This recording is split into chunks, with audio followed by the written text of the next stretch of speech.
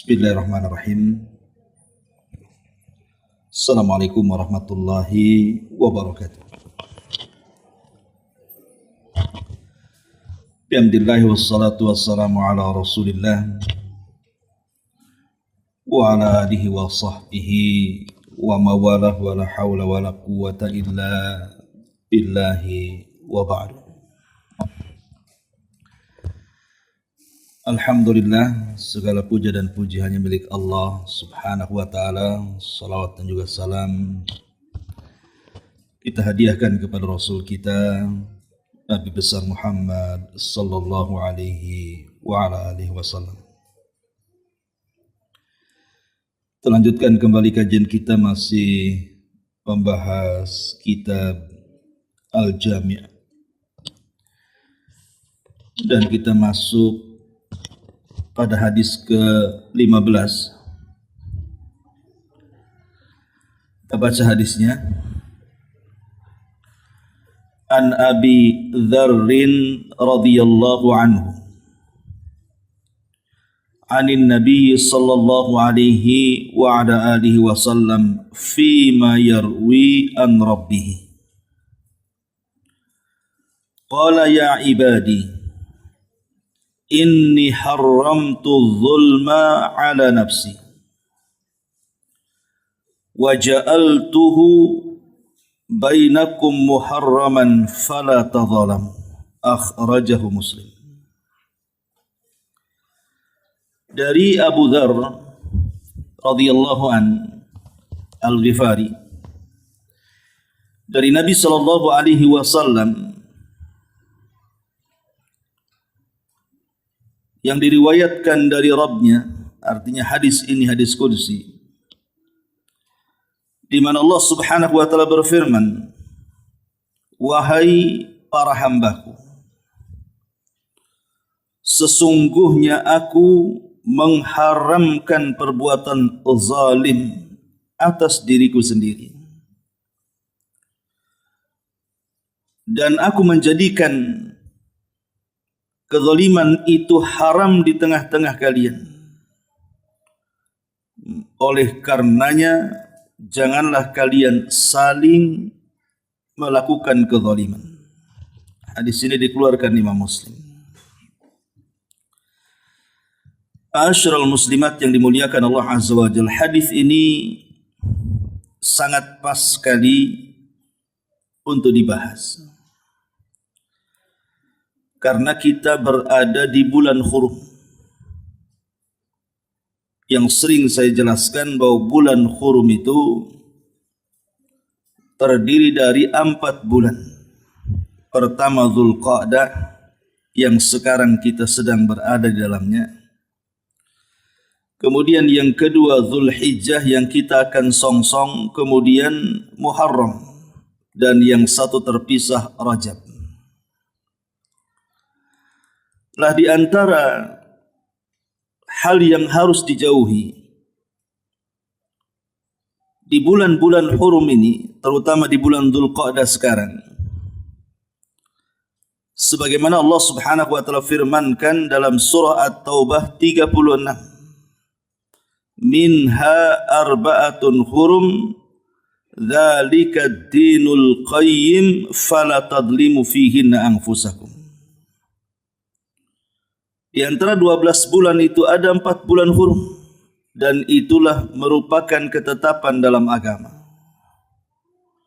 Maka janganlah kalian saling berlaku zalim. Sampai-sampai dikatakan oleh Imam Qatadah Ibn Di'amah rahimahullahu ta'ala, bahwa orang yang melakukan kezaliman di bulan-bulan Hurum, terutama sekarang ini bulan Dzulqa'dah, maka dosanya akan dilipat gandakan oleh Allah Subhanahu wa taala. Kenapa? Karena merobek dan mencemari bulan yang telah Allah muliakan sejak Dia menciptakan langit dan bumi. Makanya pembahasan ini sangat pas sekali. Kita diingatkan dari sekarang sampai 2 bulan 2 bulan ke depan, Zulhijjah dan Muharram, jauhi perkara ini. Karena mendekatinya bisa melipatkan dosa kita tanpa sadar. Di sini Nabi SAW meriwayatkan sebuah hadis, dan hadis ini adalah hadis qudsi. Di mana hadis qudsi itu berbeda dengan hadis biasa. Kalau hadis biasa,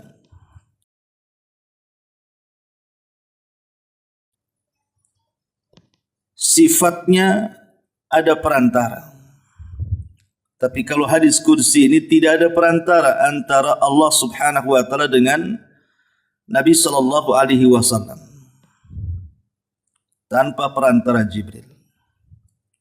Langsung Allah Subhanahu wa taala mewahyukan kepada Rasul.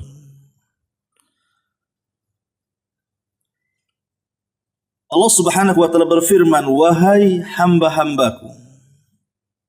Kita semua terpanggil dengan seruan ini karena kita semua hamba Allah. Inni haramtu zulma ala nafsi. Sungguh aku telah mengharamkan kezaliman ini kepada diriku sendiri. Kenapa? Karena Allah Subhanahu wa taala itu zat yang maha adil dalam setiap keputusannya. Sehingga tidak boleh ada kezaliman. Dan Allah suka dengan yang berbuat adil. Allah sendiri zat yang maha adil dan suka dengan keadilan. Makanya dia katakan, aku haramkan kezaliman kepada diriku karena zalim itu lawan daripada adil. Yang satu menempatkan sesuatu yang tidak pada tempatnya itu zalim. Yang satu menempatkan sesuatu pada tempatnya itulah adil. Karena Allah Subhanahu wa taala zat yang maha adil, tidak suka dengan kezaliman, maka kezaliman juga terlarang bagi hamba-hambanya. Makanya dia mengatakan waja'altuhu bainakum muharraman. Maka kujadikan kezaliman itu di antara kalian haram hukumnya. Maka janganlah kalian saling berlaku zalim. Ma'asyiral muslimat yang dimuliakan Allah Subhanahu wa taala. Kenapa kezaliman ini sangat bahaya? Karena ada pengaruhnya.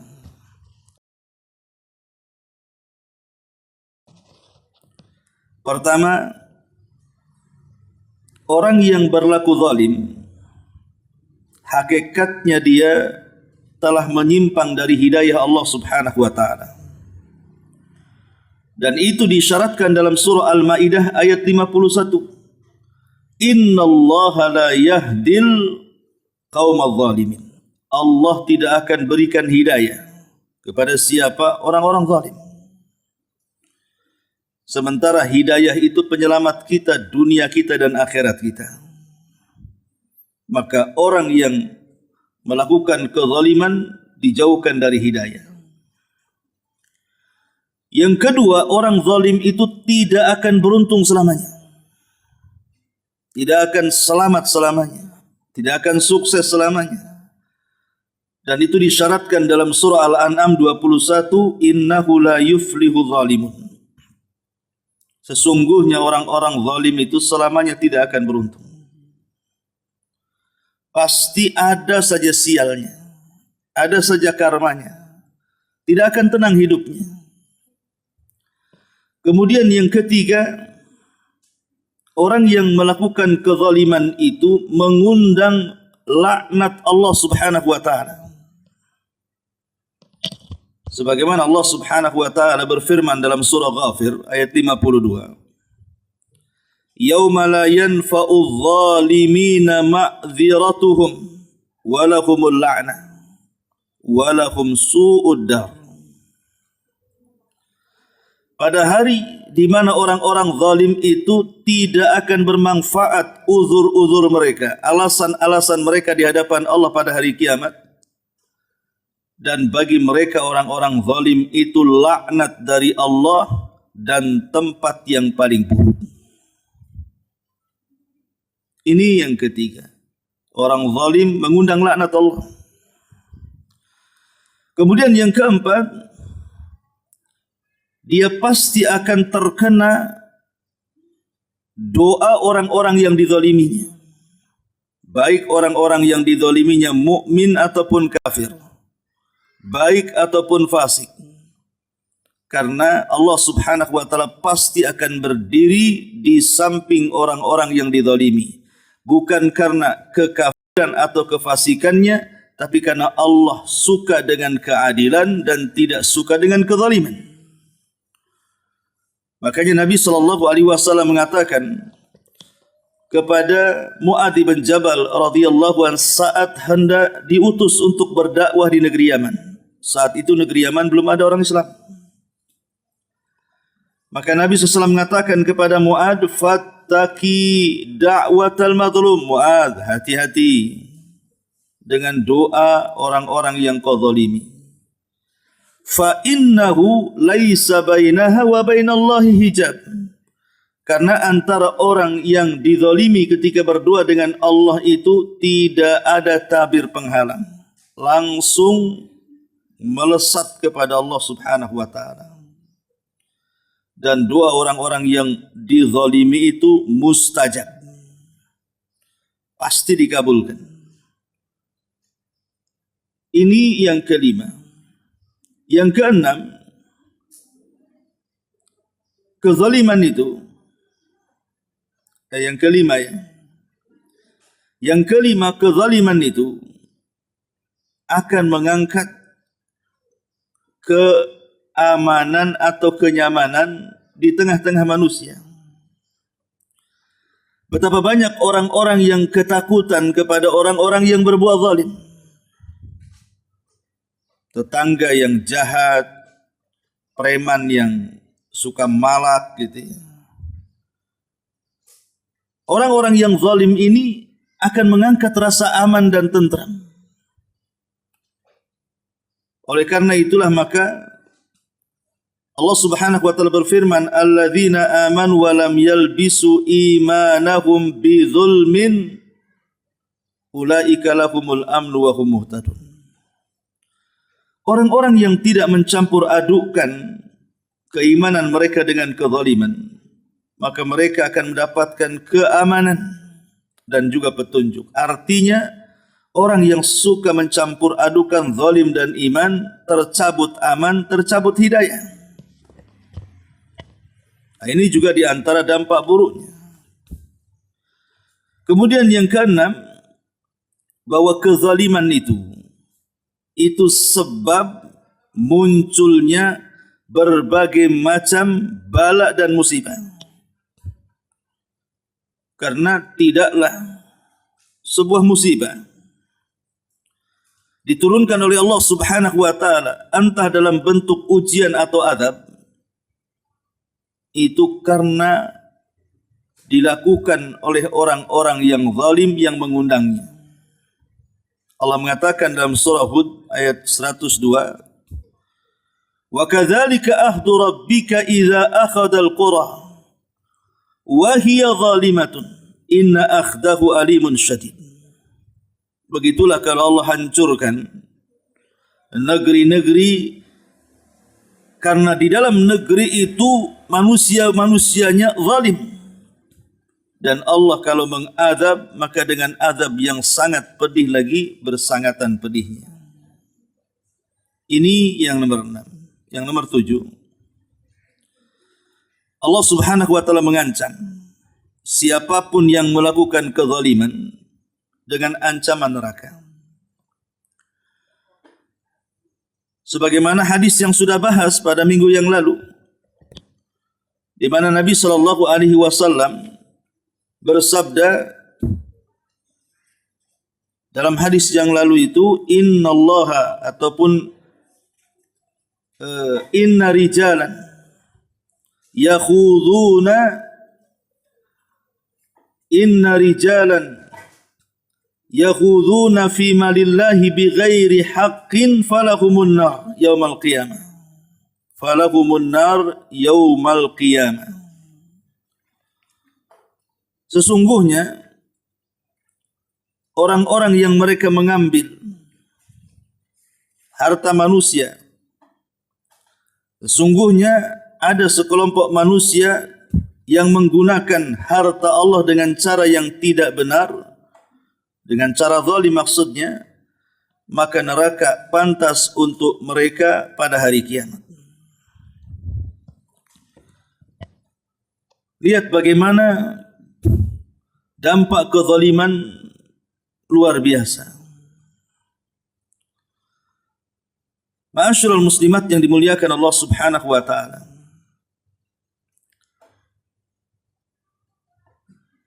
Kemudian juga di antara dampak kezaliman yang berikutnya adalah bisa kita simpulkan. Jadi dampak kezaliman itu kan ada dua macam. Kalau tadi yang saya sebutkan tadi itu globalnya dibagi dua. Ada dampak dunia, ada dampak akhirat. Dampak dunia ya seperti tadi. Hilangnya hidayah, hilangnya keamanan, kenyamanan manusia, kemudian mengandung laknat, kemudian juga tidak akan diberuntungkan selamanya, mengandung dan mengundang bala dan azab Allah. Lah di akhirat juga ada. Pertama, orang yang meninggal dalam kondisi zalim, maka dia akan berhadapan dengan Allah Subhanahu wa taala dalam keadaan Allah murka kepadanya.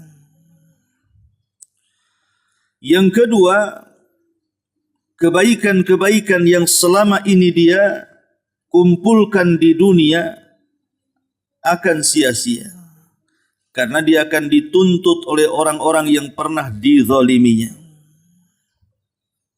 Sebagaimana hadis yang ma'ruf tentang hadis orang-orang yang bangkrut. Orang-orang yang bangkrut pada hari kiamat adalah orang yang membawa kebaikan di satu sisi, tapi di sisi lain membawa kezaliman pada hari kiamat. Kalau sudah terjadi kisah pada hari kiamat, itulah alamat kebangkrutan dia. Karena boleh jadi bukan hanya sekedar pahala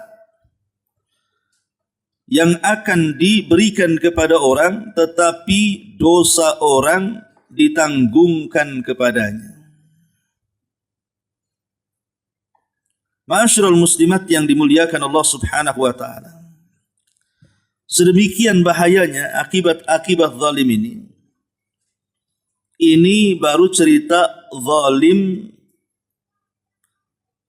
yang bersifat kezaliman sesama manusia. Karena zalim itu kan ada yang paling tinggi tingkatannya, yang tidak akan pernah terampuni dosanya. Itulah yang disebut dengan kesyirikan.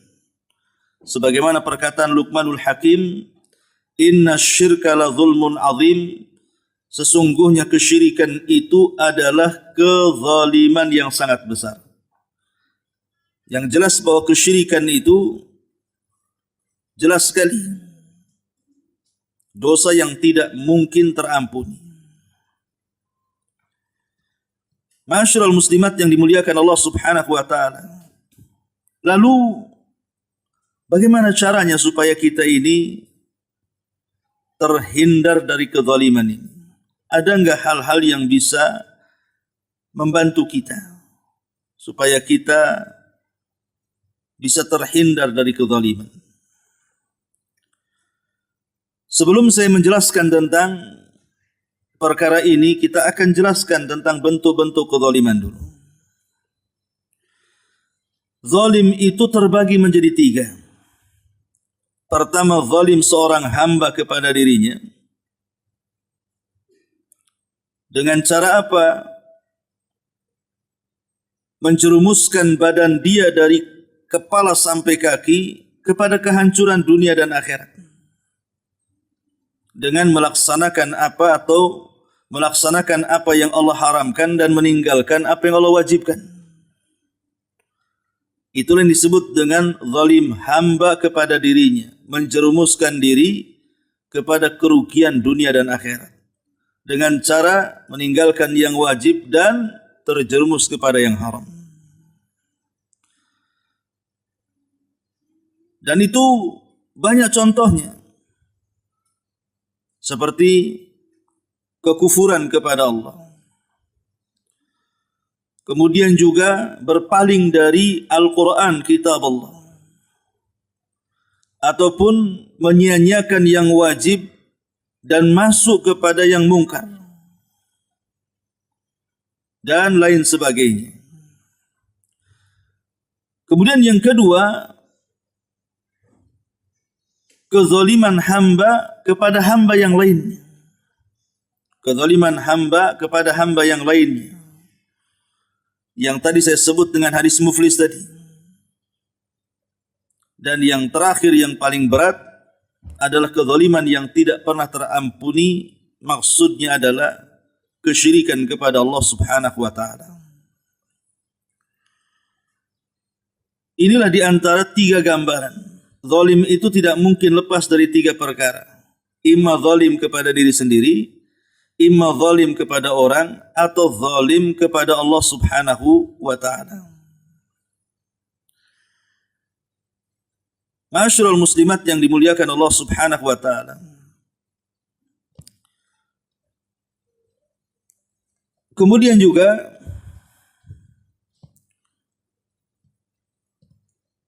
di sini dijelaskan di dalam syarahnya,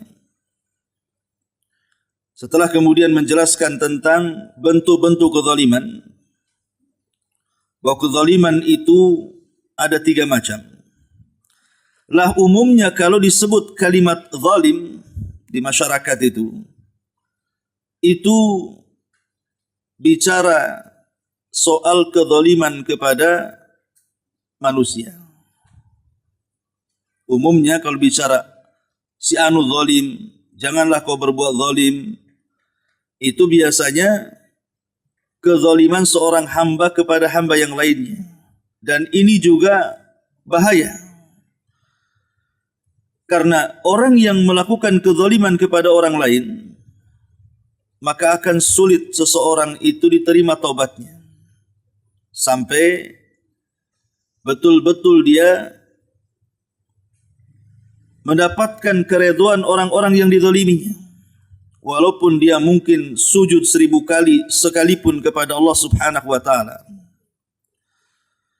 Tetapi kalau orang yang dizaliminya itu tidak mengikhlaskannya,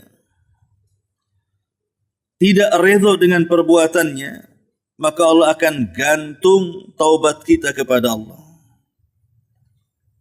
Dan kelak pada hari kiamat, dia akan berhadapan dengan orang-orang yang pernah dizaliminya di dunia.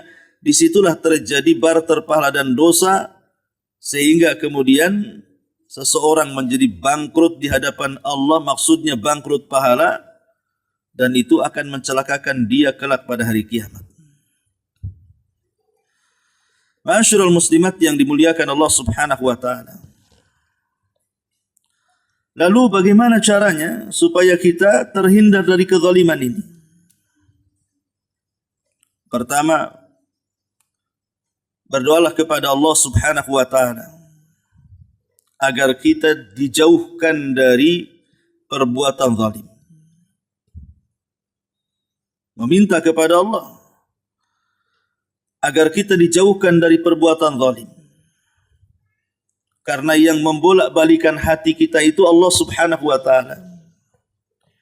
Terkadang kita ini enggak ada niat untuk berbuat jahat, tiba-tiba terbesit saja ingin melakukannya. Itulah hati kita. Kadang putih, kadang hitam, mudah berubah-ubah. Maka supaya hati kita ini tetap istiqomah, tidak terjerumus kepada kezaliman, minta kepada Allah, ya muqallibal qulub tsabbit qalbi ala ta'atik. Wahai zat yang membolak-balikan hatiku, tetapkan hatiku di atas ketaatan kepadamu.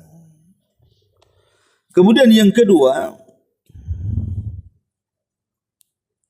tentang bagaimana caranya supaya kita meninggalkan kezaliman. Lihat akibat orang-orang yang pernah diazab karena kezaliman. Lihat mereka, orang-orang yang pernah diazab oleh Allah tentang kezaliman. Lihat bagaimana Fir'aun ditenggelamkan karena dia banyak melakukan kezaliman, membunuh anak laki-laki yang jumlahnya entah berapa, hanya karena takut menggoyang kekuasaannya. Lihat Namrud, lihat Qarun, kemudian lihat kaum Ad, kaum Samud, kaum Madian, kaum Sodom dan kaum-kaum yang lainnya.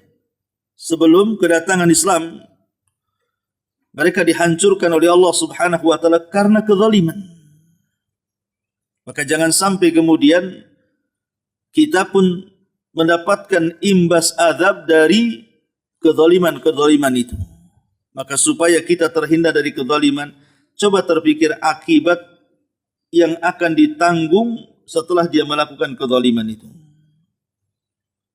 Ini di dunia. Kemudian bagaimana pula di akhirat? Ingat hadis tadi, hadis tentang muflis tadi. Bahwa nanti pada kalau saya berbuat zalim, saya akan dituntut pada hari kiamat, bangkrutlah saya, dosa orang pula saya pikul, dan begitu seterusnya. Ma'asyiral muslimat yang dimuliakan Allah Subhanahu wa taala. Kemudian juga yang ketiga, caranya supaya kita dijauhkan dari kezaliman. Senantiasa berzikir dan istighfar.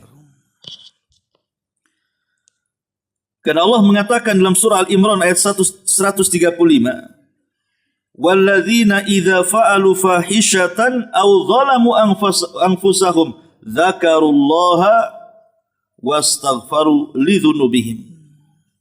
Dan orang-orang yang apabila mereka melakukan fahisyah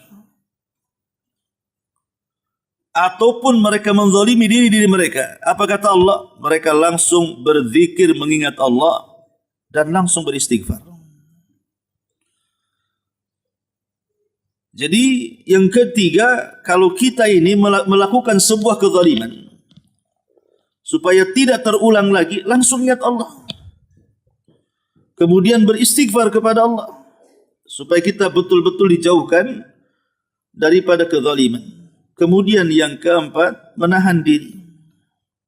Menahan diri, sabar untuk tidak berlaku zalim. Menahan diri untuk sabar tidak melakukan kezaliman. Karena di antara tingkatan-tingkatan sabar itu salah satunya adalah sabar ketika tidak melaksanakan maksiat. Jangan tergiur orang yang sedang melaksanakan maksiat, kita pun ingin ikut melaksanakannya. Jadi kita harus menjaga diri supaya tidak melakukan kezaliman. Dengan cara tanamkan kesabaran. Kemudian juga tidak putus asa dari rahmat Allah Subhanahu wa taala. Jangan putus asa dari rahmat Allah Subhanahu wa taala. Ingat kisah tentang 91 orang yang membunuh 99 jiwa di zaman Bani Israel. Yang dibunuh bukan 1 jiwa, 99. Kalau kita punya tetangga bunuh 5 orang saja kita katakan sadis. Ini yang dibunuh 99 orang dengan kezaliman dia. Tapi dia tidak putus asa untuk bertobat. Akhirnya dia tanya ke sana, tanya kemari, akhirnya dapatlah dia seorang alim yang bisa menunjukkan untuk tobat dia, agar dia masuk ke sebuah perkampungan di mana orang-orang kampung itu dipenuhi orang-orang saleh. Jadi orang alim ini mengarahkan orang yang zalim yang hendak bertobat ini ke lingkungan yang baik. Dari sini juga solusi. Bahwa lingkungan yang baik itu bisa menjauhkan dari kezaliman. Akhirnya kemudian anak muda ini berangkat ke kampung yang banyak orang soleh, tapi di tengah jalan dia meninggal. Dan Allah Subhanahu wa taala pun memasukkan dia ke dalam sorga. Kenapa? Karena dia tidak putus asa dari rahmat Allah Subhanahu wa taala. Dia terus mencari taubat, jangan putus asa. Terus menerus gitu ya. Meminta ampunan dari Allah Subhanahu wa taala. Ma'asyiral muslimat yang dimuliakan Allah Subhanahu wa taala. Dan fenomena zalim ini itu luar biasa di masyarakat. Karena mencakup semua aspek kehidupan manusia. Di dalam rumah umpamanya, zalimnya seorang istri kepada suami atau suami kepada istri. Zalimnya orang tua kepada anak atau anak kepada orang tua. Zalimnya seorang bos kepada pembantunya atau sebaliknya. Ataupun zalimnya sesama kerabat dalam keluarga. Saudara dengan saudaranya, keponakan dengan pamannya, sepupu dengan sepupunya. Ini bisa kita saksikan, bahkan bisa kita rasakan. Bahkan boleh jadi kita pula pelaku zalimnya. Artinya kezaliman ini akan senantiasa ada.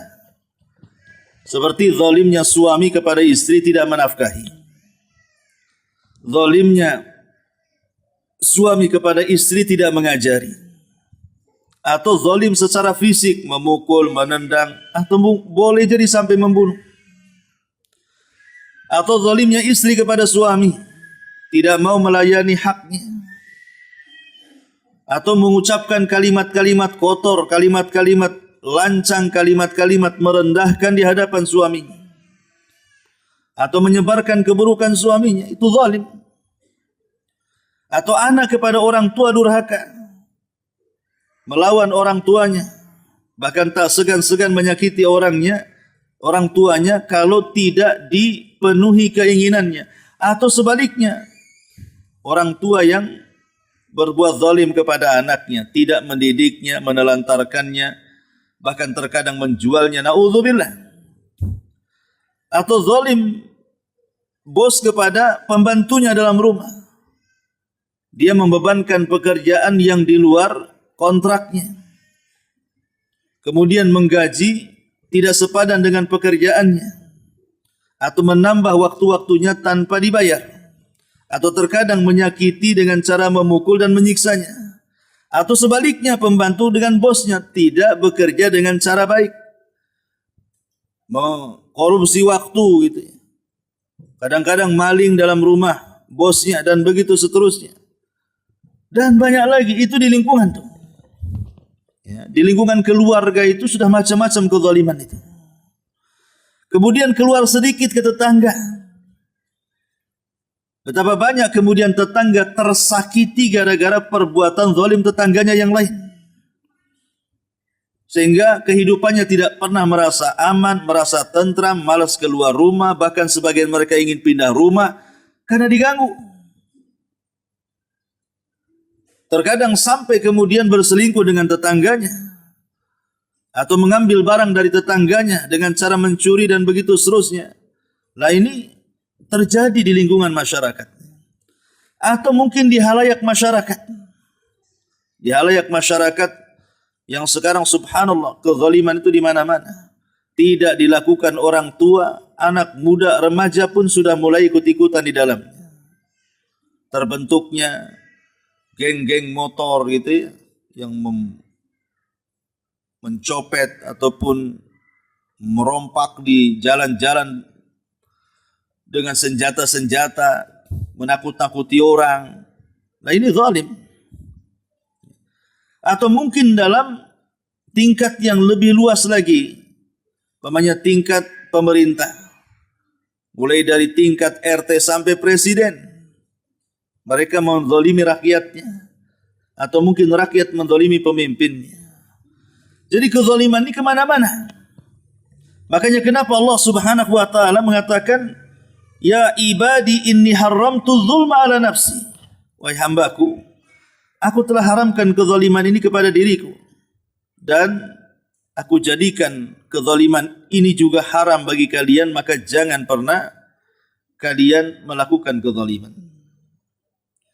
Ma'asyiral muslimin, muslimat yang dimuliakan Allah Subhanahu wa ta'ala. Kita tahu bahwa ada sebuah hadis yang mengerikan bagi kita dengar. Di mana tidak ada dosa yang azabnya disegerakan di dunia sebelum akhirat. Jadi di akhirat tetap diazab, tapi di dunia sudah disegerakan azabnya. Siapa mereka? Para pelaku zalim. Nabi SAW mengatakan, ma min dzambin ajjalallahu uqubatahu fid dunya qabla al-akhirah. Al-baghyu wa uququl walidain. Kata Nabi SAW, tidak ada dosa yang disegerakan azabnya di dunia sebelum akhirat. Kata Nabi SAW, apa itu? Kezaliman dan durhaka kepada orang tua. Makanya karena dosa ini bukan dosa sembarang, tapi kezaliman ini bukan maksiat sembarangan yang mengundang azab dunia sebelum akhirat. Nabi SAW mengajarkan untuk senantiasa dibaca dalam solatnya. Kata Nabi SAW, Qul ya Aba Bakrin, katakan wahai Abu Bakar, Allahumma inni zalamtu nafsi zulman katsira wa la yaghfiru dzunuba illa anta faghfir li maghfiratan min indik warhamni innaka antal ghafurur rahim. Ya Allah, sesungguhnya aku telah mendolimi diriku dengan kezaliman yang sangat banyak, dan tidak ada yang bisa mengampuni dosa kecuali Engkau. Maka ampunilah aku dengan ampunan di sisimu, dan sayangilah aku, karena Engkau zat yang maha pengampun lagi maha penyayang. Lihat, sampai Nabi SAW mengajarkan kepada Abu Bakar untuk dibaca pada setiap salat, agar kita dihindarkan dari kezaliman. Karena kezaliman ini tidak mungkin terhindar dari diri kita. Boleh jadi kaitannya zalim kita kepada Allah, boleh jadi kaitannya zalim kita kepada diri kita, boleh jadi kaitannya kezaliman kepada hamba-hamba Allah yang lain. Setiap hari kita melakukan kezaliman. Bohong kalau kita tidak pernah melakukan kezaliman. Dari 3 bentuk kezaliman itu, paling tidak kita mendolimi diri kita sendiri. Dengan boleh jadi mungkin memandangkan mata ke yang haram, mendengarkan telinga ke yang haram, mengucapkan lisan dengan kata-kata haram, atau mungkin terpikir untuk melakukan kemungkaran, atau boleh jadi melangkahkan kaki dan anggota badan ke tempat-tempat haram, ke tempat ghibah, ke tempat namimah, atau mungkin ke tempat-tempat maksiat di luar sana. Jadi tidak mungkin setiap hari manusia tidak melakukan kezaliman. Kita ini setiap hari melakukan kezaliman. Makanya kemudian Abu Bakar minta diajarkan doa untuk dibaca dalam solatnya. Maka Rasul mengajarkan doanya, Allahumma inni zalamtu nafsi zulman katsira. Ya Allah, aku ini terlampau banyak zalim. Tolonglah ampuni dosaku. Ini Abu Bakar, sekelas Abu Bakar, Bu ya. Sekelas Abu Bakar, dia terus membaca doa ini dalam solatnya, takut terjerumus kepada kezaliman. Siapa kita dengan Abu Bakar? Harusnya kita lebih lagi meminta kepada Allah agar jangan melakukan kezaliman. Makanya para sahabat itu adalah manusia yang sangat mencintai kebaikan. Sehingga kalau berjumpa dengan Nabi SAW, pasti mereka akan bertanya soal amalan yang bisa memasukkan ke surga, soal amalan yang bisa masukkan ke neraka. Kenapa para sahabat itu selalu datang kepada Rasul bertanya soal itu? Ya Rasul, tunjukkan kepadaku amalan yang paling afdal, amalan yang paling dicintai, amalan yang bisa mendekatkan kepada Allah, amalan yang bisa masukkan aku ke surga, amalan yang bisa menjauhkan aku dari neraka. Kenapa? Kenapa itu terus pertanyaan para sahabat kepada Rasul? Menunjukkan bahwa sahabat itu takut kalau dalam kehidupannya dipenuhi dengan keburukan, dengan kezaliman. Makanya mereka ingin hidup dengan cara yang baik, dengan cara menjauhkan diri dari kezaliman. Ma'asyiral muslimat yang dimuliakan Allah Subhanahu wa taala. Nabi sallallahu alaihi wasallam juga mengingatkan kita soal kezaliman ini. Bahwa kezaliman ini akan membuat gelap bagi kita pada hari kiamat. Maka ingat itu bahwa kezaliman ini akan menjadi kegelapan bagi kita pada hari kiamat. Kata Rasul, "Az-zulmu zulumatun yaumal qiyamah." Kezaliman itu adalah kegelapan pada hari kiamat. Di dunia saja sudah gelap, Bu. Di akhirat makin gelap. Ya. Karena kezaliman itu pasti akan ada balasannya. Makanya dari sini Allah Subhanahu wa taala ingatkan, "Wala tahsabannallaha ghafilan amma ya'malu zalimun." Ingat, jangan kau kira Allah itu lalai. Jangan kau kira Allah itu lalai terhadap apa yang dibuat orang-orang zalim itu. Allah tidak tidur. Allah tidak lalai. Allah akan memantau orang-orang yang melakukan kezaliman dan mereka akan merasakan akibatnya. Wallahu alam, ini diantara sedikit syarahan dari hadis ke-15. Baik, sebelum saya tutup, silakan kalau ada yang mau bertanya.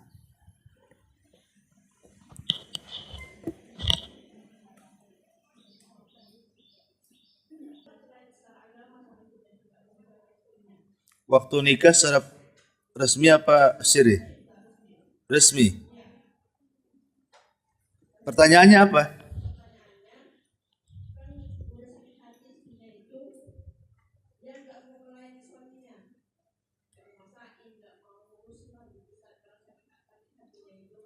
Sakit hati karena ketahuan suami selingkuh. Oh.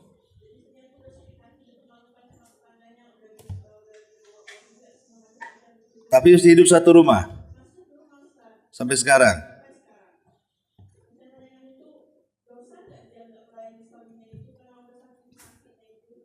Sakitnya sedalam apa itu ya? Iya, sedalam lapisan bumi.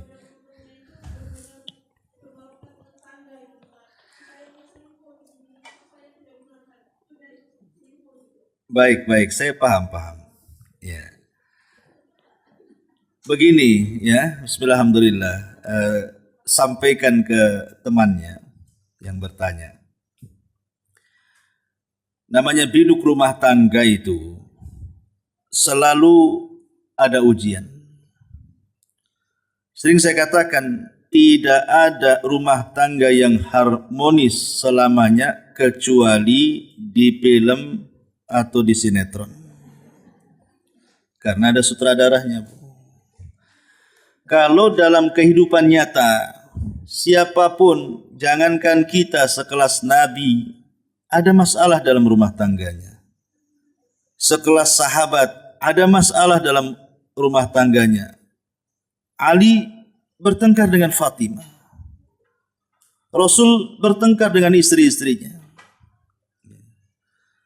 Tetapi Rasul bertengkar dengan istri-istrinya tentu menjadi syariat. Sebab kalau Rasul tidak pernah bertengkar dengan istrinya, macam mana mengambil solusinya nantinya? Berarti kita mengambil solusi Nabi ketika meredamkan pertengkaran itu. Karena dia juga manusia sama dengan kita. Adapun perlakuan istri kepada suami seperti itu, bahwa istri tidak mau memasakkan, tidak mau melayani, tidak mau, istrinya udah kayak orang lain tapi hidup satu rumah, maka tidak boleh.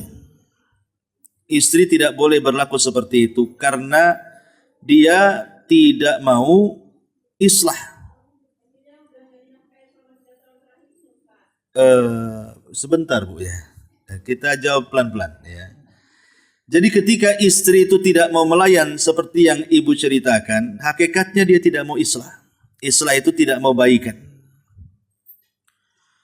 Kalau memang dia sudah tidak suka dengan suaminya, kan ada cara yang disebut dengan gugat cerai, khulu dalam Islam itu. Tetapi kalau memang mau bertahan dengan suaminya, berikan syarat. Si istri ini harus memberikan syarat. Bang, baik saya akan terima jadi istri abang, tapi syaratnya karena abang ini sudah berselingkuh dari saya.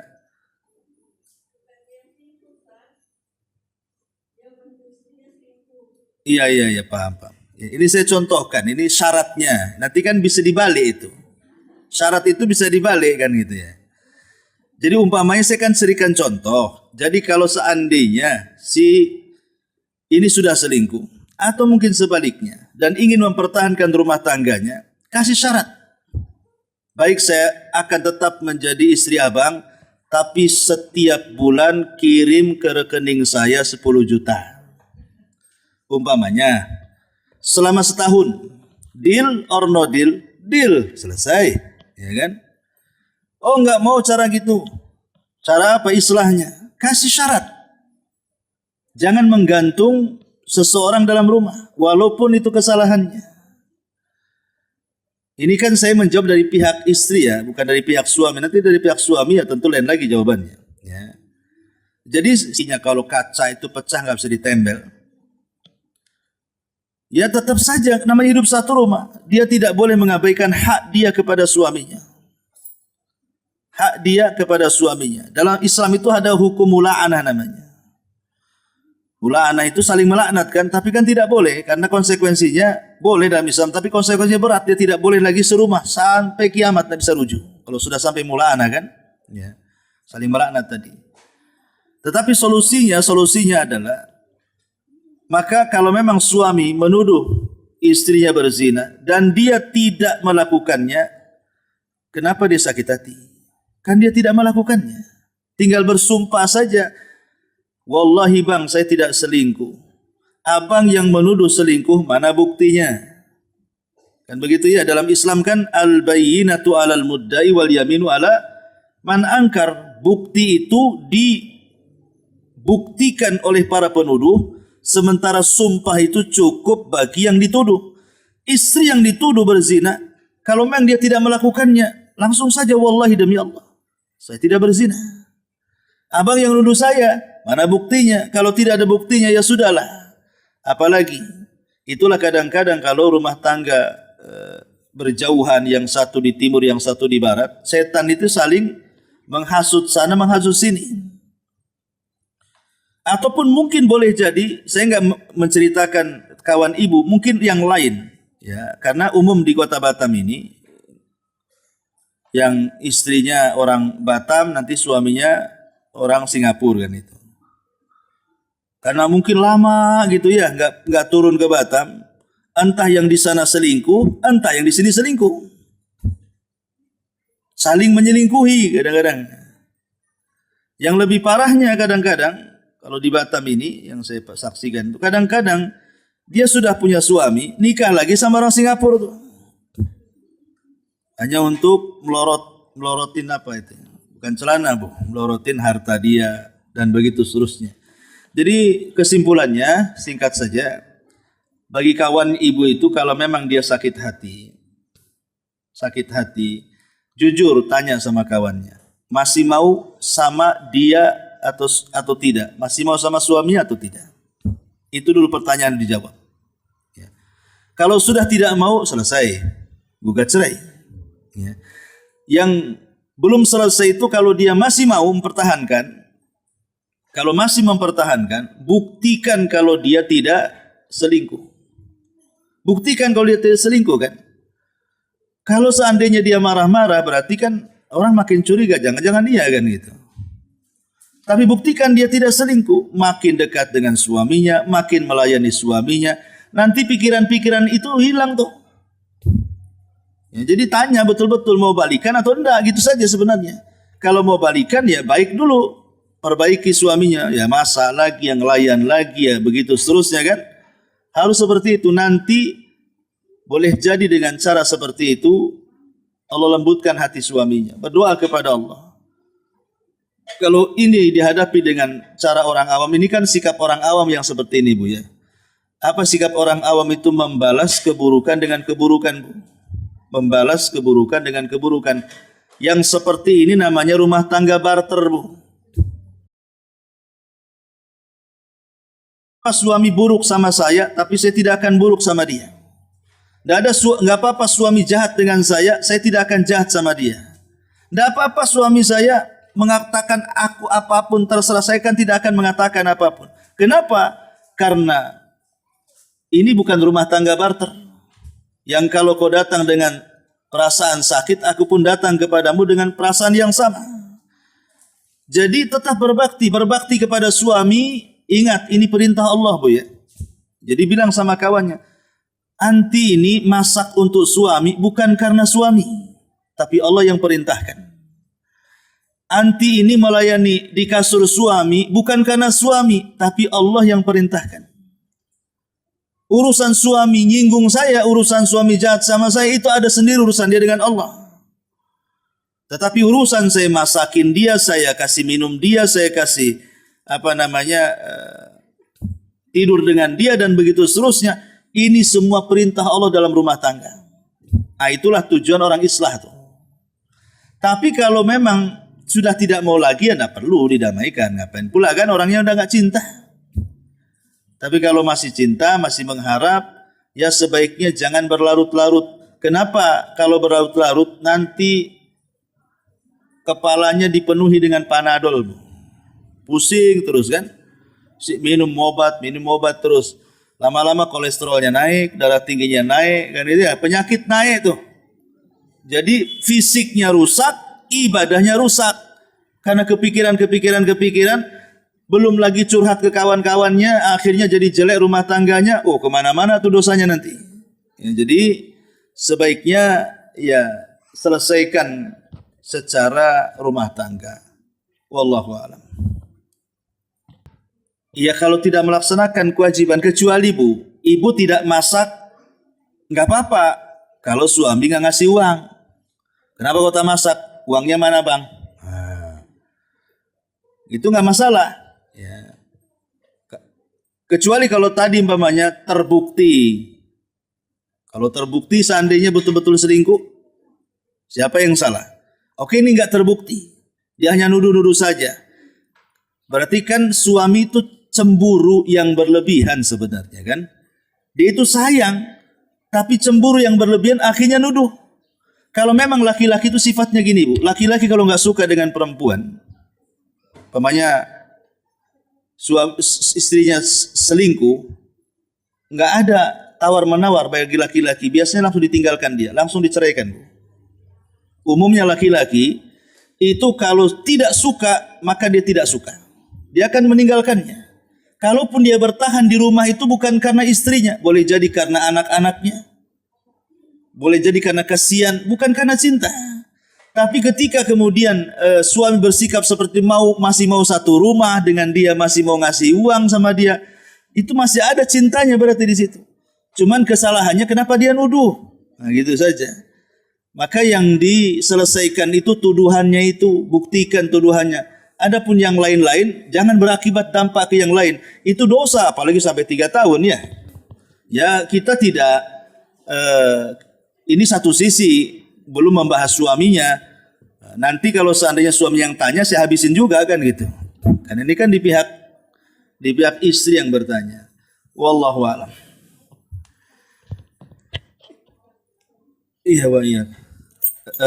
Sampai di sini. Mudah-mudahan ada manfaatnya. Subhanallah bihamdika.